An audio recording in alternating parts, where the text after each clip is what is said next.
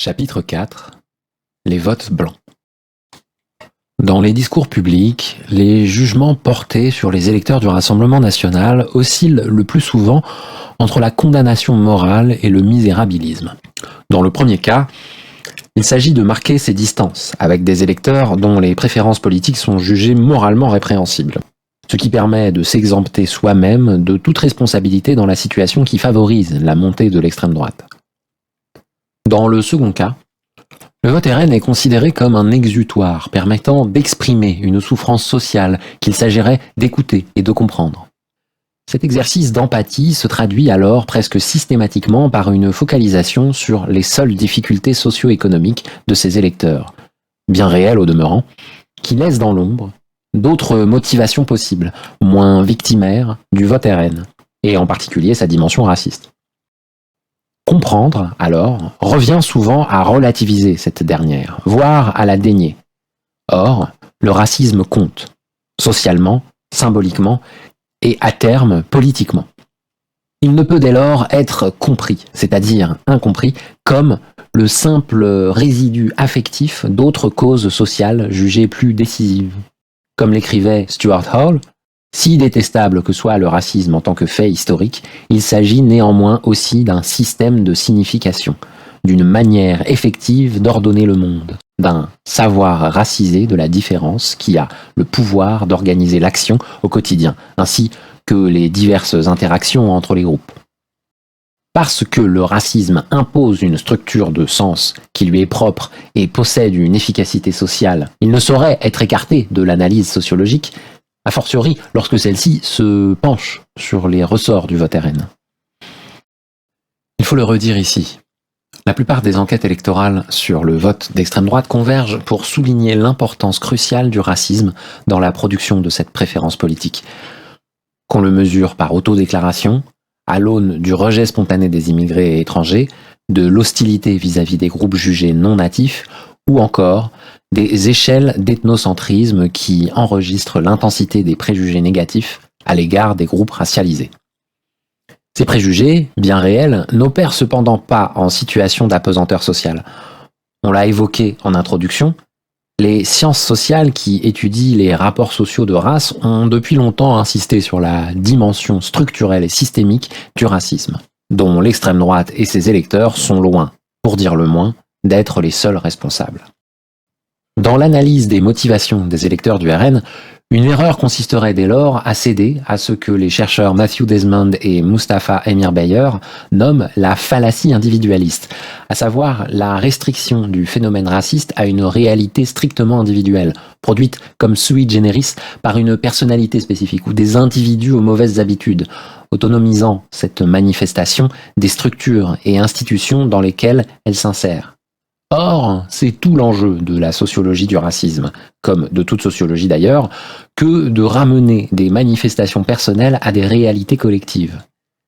Si les électeurs RN participent bel et bien, par leur vote et les justifications qui l'entourent, à la reconduction du racisme, ils s'inscrivent dans un espace social déjà structuré et contraint racialement, qui les dépasse et, à bien des égards, s'impose à eux. Des chercheurs comme Lawrence Bobo ont insisté sur la nécessité de tenir ensemble les niveaux structurels et individuels du racisme, afin d'étudier l'entretien réciproque de la structure sociale et de la personnalité. C'est ici que l'impératif de compréhension acquiert une dimension pleinement sociologique. Comme le notait Pierre Bourdieu, comprendre un point de vue, une attitude, c'est lui rendre sociologiquement raison, c'est-à-dire situer cette prise de position dans un espace de position au sein duquel elle trouve sa raison d'être et sa nécessité. Dans ce chapitre, je propose d'appréhender le vote RN et plus exactement ce que les électeurs font de leur vote, les significations symboliques et politiques qu'ils lui donnent, comme une prise de position au sein de hiérarchies sociales racialisées. Voter à l'extrême droite, c'est souhaiter agir à son échelle sur la structure raciale, mais c'est aussi s'y placer et y faire valoir une position spécifique. Comme l'a souligné Colette Guillaumin, aucun groupe racialisé n'existe en soi. Son existence ne prend forme et consistance qu'en opposition relative à d'autres. Il n'existe de minorité que dans leur mise en rapport avec un groupe instauré comme majoritaire, et inversement. Le vote RN peut dès lors être compris comme une modalité d'inclusion au sein du groupe majoritaire et de démarcation avec les groupes minorisés. L'expression électorale lepéniste apparaît ainsi comme la manifestation d'une micropolitique de la race, une façon parmi d'autres de se maintenir ou de se rehausser symboliquement dans la hiérarchie raciale telle qu'elle est perçue à l'échelle individuelle.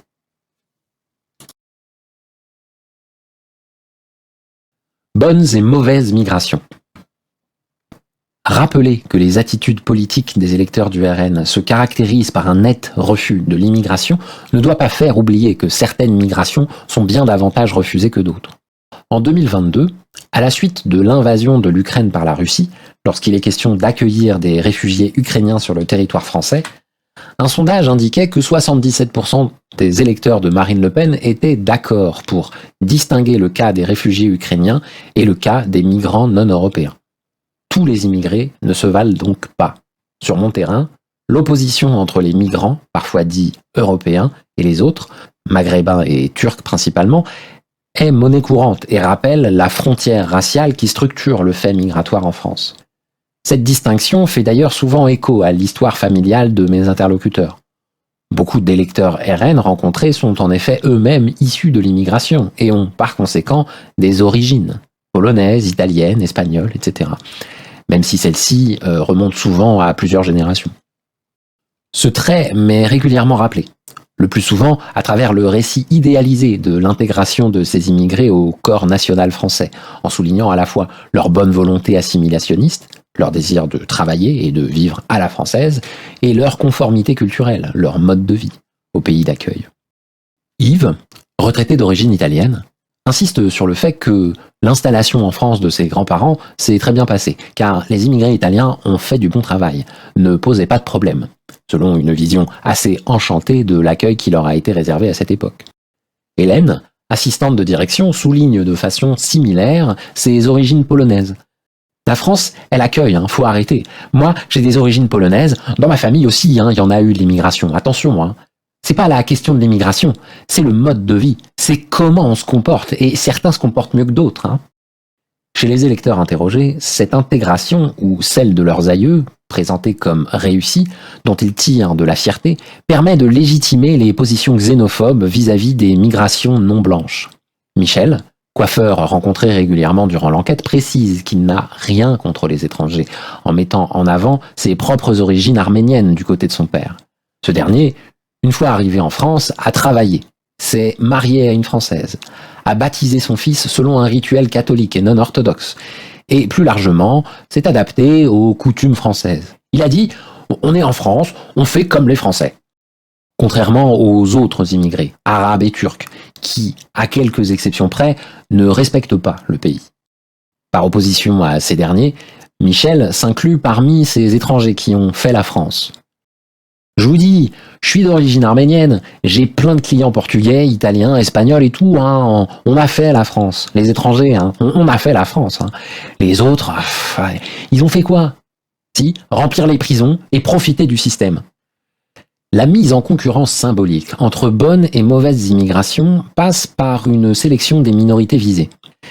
Mes interlocuteurs peuvent ainsi m'expliquer qu'ils n'ont rien contre les Italiens, les Portugais ou encore les Chinois. Les personnes identifiées comme asiatiques étant très régulièrement constituées, selon un mécanisme tout aussi raciste, en minorité modèle par opposition à d'autres minorités repoussoires. Cette opération de spécification a toute son importance dans la légitimation du vote RN, en ce qu'elle permet de contourner l'accusation de racisme et le stigmate qui lui est accolé.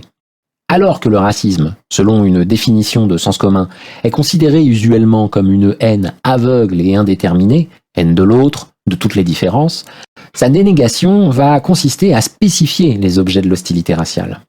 À une xénophobie conçue comme hostilité indifférenciée, on oppose un ciblage des aversions, par la fixation, présentée comme défensive et justifiée sur des groupes spécifiques.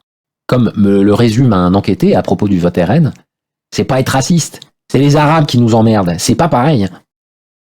Par ailleurs, l'hostilité manifestée à l'égard de certaines minorités ethno-raciales permet de marquer, dans un même geste, sa propre assimilation vertueuse à l'ordre national français. Le rejet racial des immigrés non blancs et de leurs descendants permet en retour de se blanchir, c'est-à-dire de s'inclure ou de se maintenir au sein du groupe majoritaire d'un point de vue racial. C'est un point souvent rappelé dans les études de ce qu'on nomme désormais la blanchité, traduction de l'anglais whiteness. La blanchité désigne, dans une perspective de sciences sociales, la position dominante occupée au sein d'un espace social racialisé donné, s'imposant par là comme normes et étalons à partir desquels se structurent les hiérarchies raciales. Elle ne renvoie pas à une réalité phénotypique immuable, mais à une construction sociale et historique dynamique, variable selon ses contextes de formation et d'interprétation.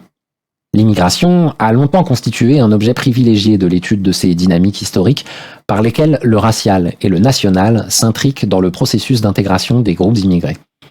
Dans un ouvrage au titre évocateur, How the Irish Become White, comment les Irlandais sont devenus blancs, l'historien Noel Ignatieff a par exemple montré comment les immigrés irlandais sont devenus, une fois arrivés sur le sol américain, de fervents soutiens à l'oppression et à la ségrégation raciale états-unienne à l'encontre des Africains américains, participant de ce fait à leur propre assimilation à la société blanche américaine. Ce processus de blanchiment, par démarcation avec le plus bas que soi au sein de la hiérarchie raciale, a été analysé à propos d'autres minorités par le passé, ou dans la période contemporaine, aux États-Unis, mais aussi dans d'autres pays, dont la France. Au-delà des différences de contexte, c'est le même mécanisme selon lequel il faut pouvoir désigner moins blanc que soi pour pouvoir prétendre être intégré au groupe blanc qui s'observe. À un niveau davantage microsociologique, je constate chez les électeurs RN issus de migration blanche ce double travail symbolique de conformité avec les attentes nationales dominantes et de mise à distance vis-à-vis des minorités stigmatisées. Rejeter certains autres, c'est aussi dire quelque chose de soi. Plus précisément, marquer racialement tel individu ou tel groupe, c'est se démarquer de lui au sein de la hiérarchie raciale telle qu'instituée dans le contexte historique et social dans lequel on se trouve. Le rejet de groupes immigrés spécifiques fonctionne donc ainsi comme légitimation et normalisation de son propre rattachement au corps national. En soulignant constamment qu'ils ne se sentent plus chez eux, les électeurs interrogés rappellent d'une certaine façon qu'ils le sont, et qu'il est bien normal qu'ils le soient. Souligner la différence de certains, c'est se placer du côté de la non-différence, de la norme légitime, c'est s'inclure soi-même, ainsi que sa filiation migratoire plus ou moins récente, au sein du groupe majoritaire. Distinction raciale. Le marquage de la similitude et de la différence s'observe également, et peut-être d'autant mieux, chez des électeurs RN qui font eux aussi l'expérience effective et quotidienne de la minorisation raciale. Ainsi d'Ernesto, surveillant pénitentiaire de 48 ans, né au Brésil de parents brésiliens, naturalisé français depuis 2009. Arrivé en France en 2001, il rencontre son épouse, 38 ans, agente des services hospitaliers à l'hôpital public, quelques années après, avec qui il achète une maison dans un quartier pavillonnaire en périphérie d'une des communes étudiées. Durant l'entretien que je mène avec lui, il se montre particulièrement véhément et très fréquemment injurieux vis-à-vis des Arabes et des musulmans qui font ce qu'ils veulent, comme chez eux, et ne se confrontent pas aux manières de vivre françaises. Il se sait pourtant lui-même assimilable à ces minorités, du fait, selon ses mots, de sa couleur de peau, de sa gueule de bougnoule et de son accent de merde. À plusieurs reprises dans l'entretien, il m'indique ainsi avoir été régulièrement confronté, avec son épouse, à des attitudes racistes depuis son arrivée en France. Il me cite par exemple le comportement d'une fonctionnaire chargée de l'inscription de ses enfants, une fille et un garçon de 7 et 3 ans, en centre aéré, face à laquelle il s'est senti placé dans la même case que les groupes dont il cherche à se distancier. On est arrivé là-bas, et moi j'ai senti, là-bas, qu'on était très maltraités, comme une merde. Voilà, mais après, j'ai commencé à comprendre. Pourquoi elle nous traite comme une merde? Parce qu'elle croit que moi, je fais partie de cette merde-là, avec les femmes, avec leurs moustiquaires devant les yeux. Il fait ici référence aux femmes portant le voile intégral. J'ai senti le racisme, j'ai senti. Je me suis senti dans la même case que ces gens qui font n'importe quoi en France. Donc, c'est une forme de racisme, et je suis conscient de ce mode de fonctionnement des Français. Voilà, c'est une façon de se défendre.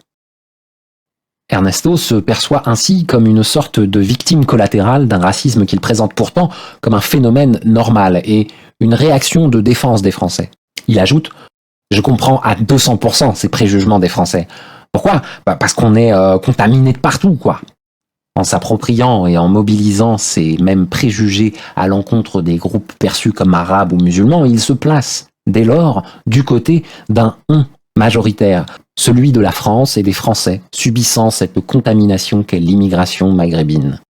C'est pour la combattre qu'Ernesto souhaite ardemment l'arrivée au pouvoir de l'extrême droite. Depuis qu'il possède le droit de vote en France, il déclare avoir toujours donné sa voix aux partis situés les plus à droite, et en particulier pour le RN, aux élections nationales comme locales. En 2022, il vote pour Éric Zemmour au premier tour de l'élection présidentielle et pour Marine Le Pen au second. La victoire d'une de ces figures permettrait, selon lui, de renvoyer chez eux tous les Arabes qui ne s'adaptent pas à la France. Symétriquement, il a toute confiance dans le fait que la patrie ne tournera pas le dos aux étrangers et immigrés qui ont su, comme lui, faire l'effort de s'intégrer. Tout au long de l'entretien, il met régulièrement en avant des preuves de sa bonne assimilation, comme sa demande de naturalisation française ou son statut de fonctionnaire. Beaucoup des caractéristiques positives qu'il s'attribue, travailler pour l'État français, exercer un métier exigeant, payer ses impôts, bien éduquer ses enfants, faire les efforts nécessaires pour respecter les coutumes françaises, toutes ces caractéristiques positives donc ont pour miroir les tares qu'il projette sur les minorités arabes et musulmanes. Si d'autres variables entrent en jeu dans le choix électoral d'Ernesto, en premier lieu sa profession dans un secteur usuellement porté vers la droite ou l'extrême droite, il est intéressant de noter quels usages symboliques il fait de ses préférences électorales et de l'identité politique que celles-ci lui permettent d'endosser. Exposé au racisme, il a cependant pour lui de ne pas être issu de migration maghrébine ou turque, ni d'être musulman, soit les groupes racialisés, souvent confondus, les plus stigmatisés dans le territoire étudié. Situé dans une position liminale au sein des hiérarchies raciales localement signifiantes, cet électeur va être incité à alourdir encore davantage la surcharge d'altérité pesant sur ces minorités, espérant ainsi, peut-être, alléger quelque peu la sienne. Stigmatiser plus stigmatisable que soi. Le prouver par un vote d'extrême droite, c'est acter sa qualité de bon français qu'il devient plus difficile d'assimiler aux inassimilables. L'altérisation raciste d'autres groupes ou d'autres individus permet de mettre à distance le risque déjà éprouvé d'en être soi-même victime. Les enquêtes électorales montrent que les membres des minorités ethno-raciales ne votent pas, ou très peu, pour le RN. Et ce, encore moins lorsqu'il s'agit d'électeurs victimes de discrimination et ou s'estimant exposés aux préjugés, qui privilégient dans leur grande majorité les partis de gauche. Notons cependant que l'existence d'électeurs RN non blancs, même peu nombreux, ne remet pas en cause les mécanismes analysés jusqu'à présent. Appréhender le vote RN comme une pratique s'inscrivant dans une dynamique de positionnement majoritaire n'est en rien contradictoire avec le fait que des membres de minorités rejoignent, à certaines occasions, une telle orientation électorale. Celle-ci peut en effet apparaître comme un moyen efficace de sortir de sa propre minorisation, comme un outil symbolique de démarcation d'autres groupes minorisés avec lesquels on ne souhaite pas être confondu, ou de certaines minorités du pire, comme dirait Norbert Elias, au sein du groupe racial auquel on est soi-même assigné. Voter pour l'extrême droite lorsqu'on est soi-même assigné racialement, c'est être en quelque sorte plus royaliste que le roi, plus nationaliste que les nationaux. C'est apporter la preuve quasi ultime de sa différence avec les minorités situées au plus bas de la hiérarchie instituée par la racialisation nationale.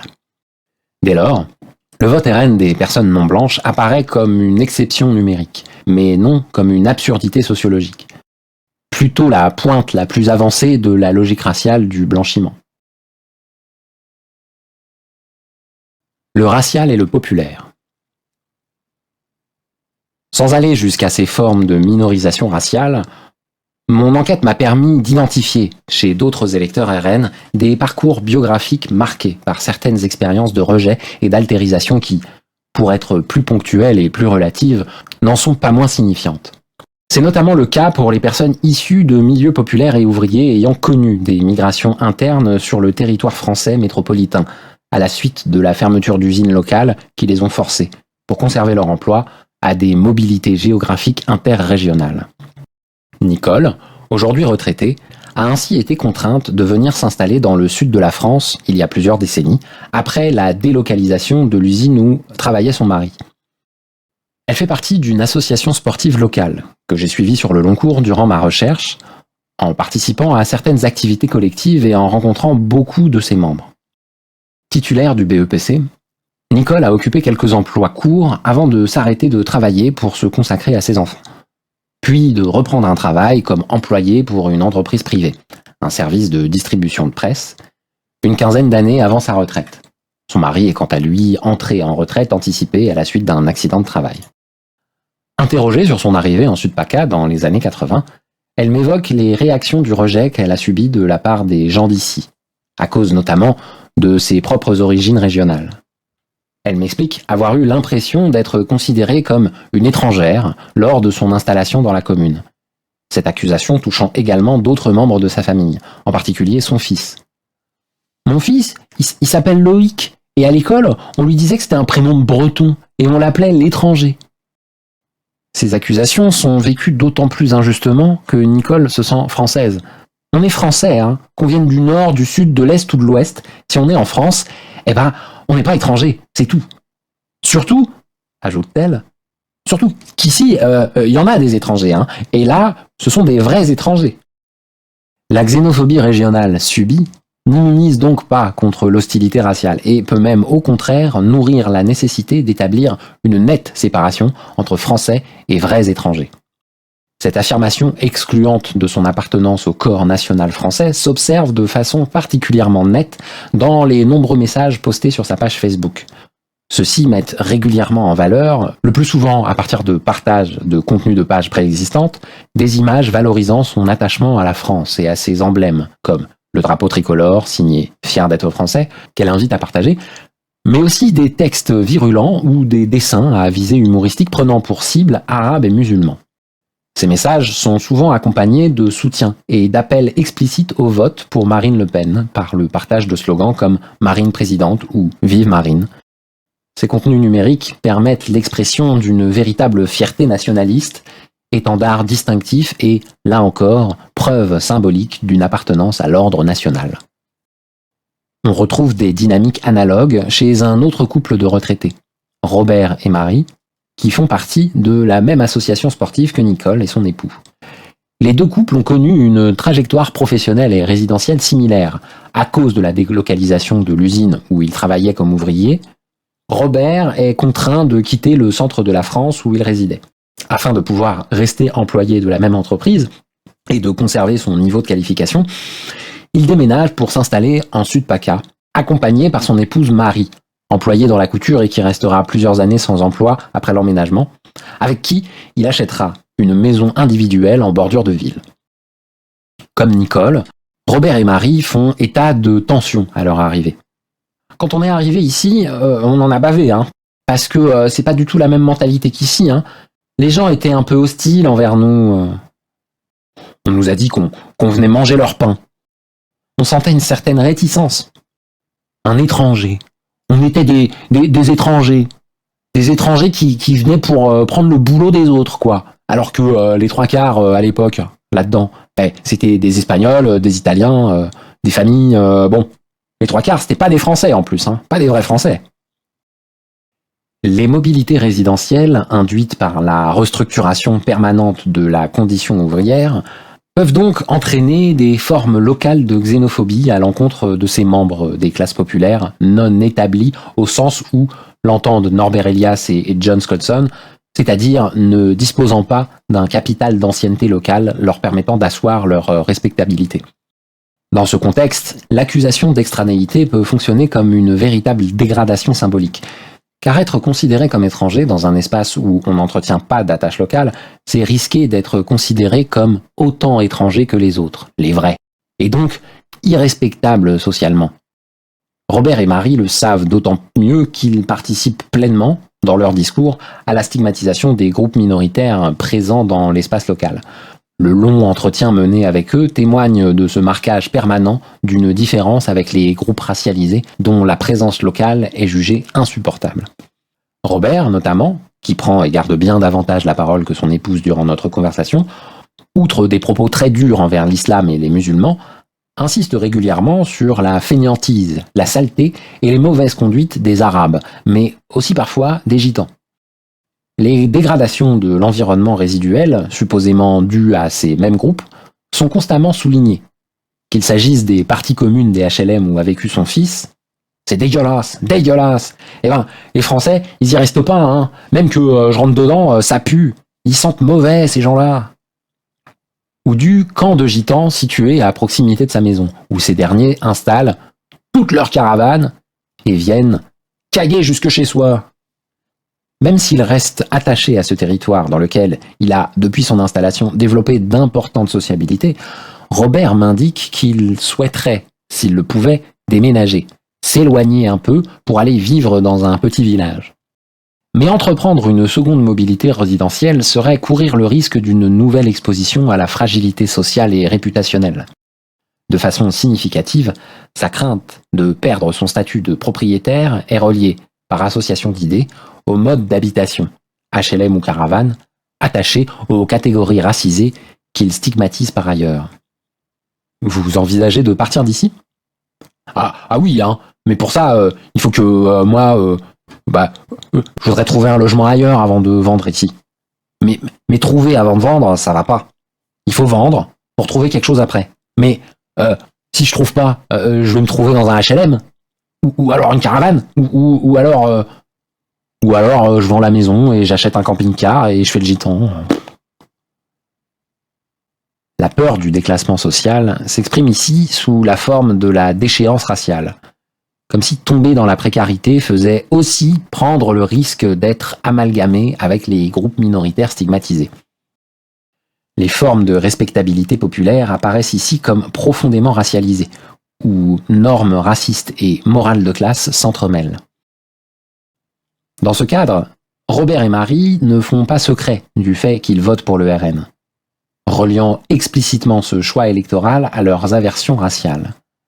À propos de la candidate, Marie m'assure la trouver très bien, et Robert affirme que tout ce qu'elle dit par rapport à l'immigration crie de vérité. On est en plein dedans. Et là, si on bouge pas, ça va continuer. Et puis, ça va être bien pire.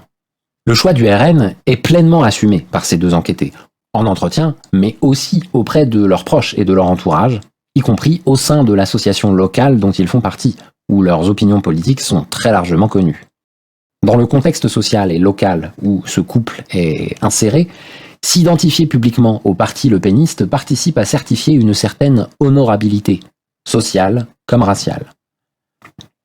Déclarer son rejet de plus étranger que soi, le prouver par un vote RN, c'est ainsi acter sa qualité de bon français, affirmer une respectabilité menacée et consolider son appartenance au groupe majoritaire. C'est dès lors jouir du salaire du blanc, pour reprendre la célèbre formule de Webb Dubois. Salaire public et psychologique qui distingue les classes populaires blanches des non-blanches. Salaire dont le vote d'extrême droite est en quelque sorte le contrat de travail symbolique. Souvent présenté ou vécu comme un vote protestataire ou anti-système, le choix électoral du RN apparaît en réalité, au fil des cas analysés ici, comme un vote avant tout d'intégration, de mise en conformité avec le groupe national majoritaire. Voter RN, c'est faire preuve du rejet d'un « eux » dont le symétrique est l'intégration à des « nous », vecteurs de respectabilité. Les connotations nationalistes et racistes qui sont accolées à cette préférence électorale, si elles servent souvent à sa stigmatisation et à sa condamnation morale, peuvent aussi être utilisées en quelque sorte à profit par les électeurs, comme opération symbolique de blanchiment, de rehaussement de soi dans les hiérarchies sociales et raciales. Pour les individus dont l'inclusion au groupe majoritaire a été parfois remise en cause, le vote RN fait partie de ces synthèses sociopolitiques dont on peut user pour dissiper toute mise en doute et, pour ainsi dire, montrer patte blanche. Les processus de racialisation sont dynamiques, et la race n'est pas un fait immuable. Par conséquent, une position au sein du rapport de pouvoir entre majoritaire et minoritaire n'est pas donnée une fois pour toutes. Elle se conserve ou se conquiert, se maintient ou se voit fragilisée.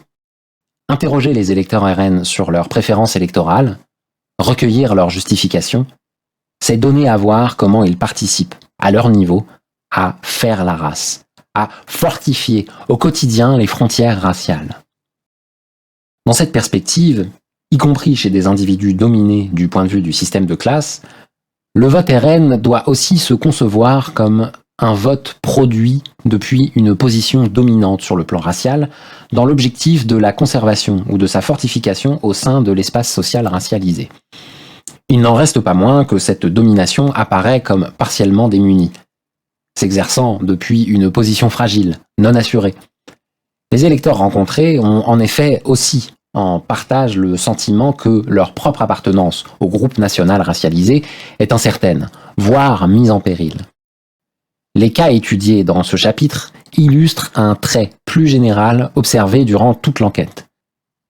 La volonté de rester majoritaire au sein de rapports de pouvoir dont on pressent le vacillement.